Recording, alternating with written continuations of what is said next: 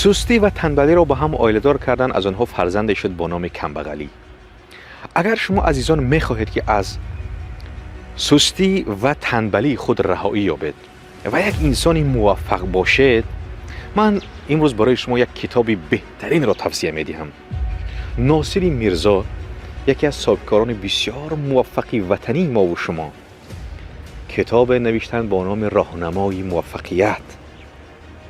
من باوری کامل دارم اگر شما این کتاب را مطالعه نمایید، حتما از آن فکرهای خراب، از آن فکرهای خسته کننده خود رهایی می‌یابید.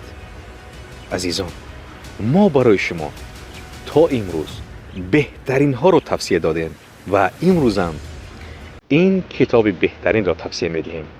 من باوری کامل دارم که شما از خواندن این کتاب هیچگاه پشیمان نخواهید شد. عزیزان،